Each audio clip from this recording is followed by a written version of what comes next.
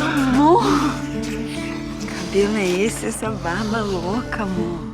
Queridos, eu tô aqui em São Paulo para conversar com o Alvarenga, diretor de Intimidade Entre Estranhos, que está chegando aos cinemas de todo o Brasil, agora no dia 13 de dezembro. Alvarenga, prazer falar contigo, tudo bem? Prazer meu estar aqui com vocês. Querido, a gente conversou há uns 2, 3 meses atrás lá em Gramado, né, durante o lançamento do 10 Segundos para Vencer, que é um baita filme também. E eu me lembro que naquela época tu comentou já muito entusiasmado do teu projeto seguinte, que era o Intimidade. Conta um pouco qual é a história, como é que nasceu o Intimidade Entre Estranhos. Cara, a gente nunca sabe exatamente como é que nasce um filme, né? Pode surgir de um papo, de um beijo, de qualquer coisa. Mas o Intimidade, eu acho que eu tenho 3 momentos que eu consigo dizer com certeza de onde ele veio. Quando eu tinha 13 anos e vi um filme chamado Verão de 42. Que tu até cita no filme, né? Cito porque tem uma citação visual. Eu tenho um pôster do filme, eu sou obrigado a citar, porque esse filme é a história de um adolescente numa cidade americana e está descobrindo a sua sexualidade, e ele, naquela cidadezinha que ele vai passar as férias de verão, ele encontra uma mulher mais velha, linda, idealizada, uma mulher impossível, e ele se apaixona loucamente por ela, e aí tem os desdobramentos da história. Depois, anos depois, vendo um outro filme chamado Once, que é um musical muito bacana, irlandês. Ganhou o Oscar de melhor canção, que é um filme lindo. Filme lindo, músicos que contam história de músicos de um jeito muito improvisado, criaram um roteiro entre eles, num papel de pão, e o mundo, o filme passou pelo mundo inteiro. Aí eu fiquei muito encantado por essa maneira de fazer cinema, uma maneira colaborativa, uma maneira onde todo mundo empresta alguma coisa da sua história para o filme, sem essa obrigação que a gente tem nas grandes produções do acerto. Então eu imaginei como é que a gente poderia chegar a um cinema colaborativo, um cinema experimental, né, e fazer um filme. E aí, conversando com o Frejá, ele falou, tem uma música aqui chamada Intimidade Entre Estranhos, ouve que eu acho que é o que você quer.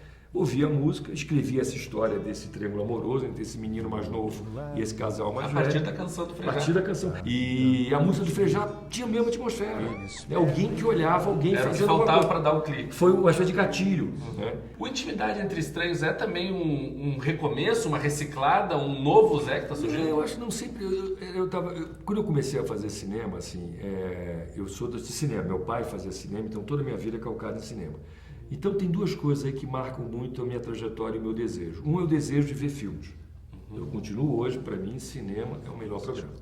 Quando eu vi os filmes e quando eu fazia os meus primeiros Super 8, eu de cara entendi que tinha uma distância entre o que eu sabia e o que eu desejava no que eu via no filme dos outros. Então o que isso me proporcionou lá atrás? Proporcionou o seguinte pensamento: eu tenho que filmar todo dia. A única maneira de eu ficar bom é filmar todo dia. Tem cena de sexo em minissérie bíblica? Não, só beijo técnico. Beijo técnico. É assim, ó. E vamos falar do elenco, né? Porque tu tem ali 2, com perdão, puta atores, né? Que é o Zé Domon e o Milhen, que tem uma história enorme, incrível. E ao mesmo tempo tu tem a Rafaela Mandelli e o Gabriel Contente, que é gente nova, que tá começando no cinema mesmo, Claro. Tá dando seus primeiros passos. Como é que foi combinar e buscar essa harmonia? Cara, isso era um filme com espírito de curta-metragem. A gente queria inventar, eu queria montar uma equipe que pudesse se divertir, que tivesse uma cobrança com erro.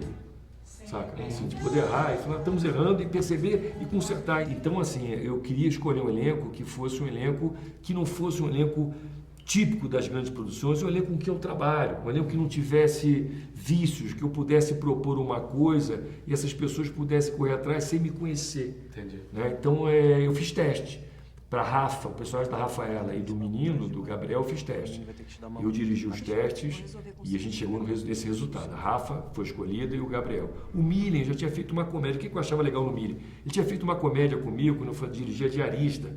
E o Milhen é um ator que tem um macho alfa típico, né? E faz filmes muito nessa linguagem, nesse registro. De ação. Tudo.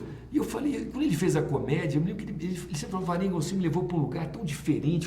Na minha vida, foi a primeira pessoa que me levou para outro lugar. E eu falei, então tá, então vou levar ele para mais outro lugar agora. Um cara romântico, um cara um cara que deita na cama, o olho dele enche d'água, porque ele ama profundamente aquela mulher e tem medo de perder. E eu acho que isso foi bacana na escolha do Milhen. O Zé Domon foi muito louco, porque é um papel muito pequeno. É um presente, né? Pequeno, muito pequeno. Quando a produtora de elenco, a Marcela Outberg, falou, Zé, a gente não estava achando, porque eu queria um porteiro que tivesse uma força na história. Para ser pequeno, porque ele é um pouco o único personagem fora aqueles 3 do prédio. Não tem mais ninguém. E eu queria que tivesse um cara que tivesse um certo mistério, para no início a trama parecer uma trama ligada a um suspense e depois a trama vai caindo no romance. E aí ela falou, um dia falou, Zé, ninguém, a gente não achava ninguém. Um dia falou, Zé Dumont. Eu falei, o Zé não vai fazer, o Zé trabalhamos juntos. Aí ela deu o roteiro e o Zé Dumont se apaixonou pelo roteiro. Então o Zé Dumont passava o dia inteiro, assim, esse roteiro é incrível, eu adoro esse roteiro. Ele queria conversar, ele fez o filme para poder falar do roteiro. A senhora então, que é paulista, vai sentir dobrado. Sou paulista não, seu Zé, sou carioca mesmo.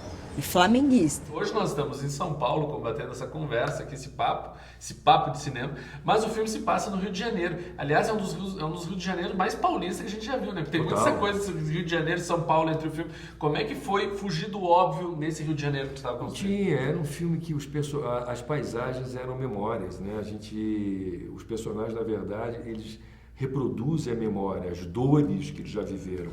Então não cabia um lugar de praia, não cabia um lugar ensolarado, não cabia nada disso, assim, era um Rio de Janeiro que não era convidativo, porque a personagem ela tem uma raiva da cidade, ela é uma paulista, uma carioca, que larga o Rio para uma situação trágica, vem morar em São Paulo e tem que voltar para o Rio porque o marido vai trabalhar lá. Então ela não volta para o Rio disposta a usufruir o que o Rio tem.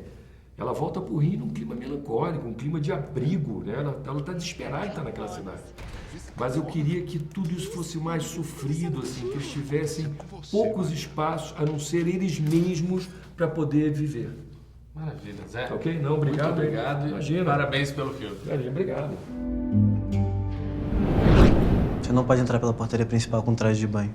O condomínio vai ter que te dar uma multa. Pode deixar, eu vou resolver com o síndico, fica tranquilo. Eu sou o síndico.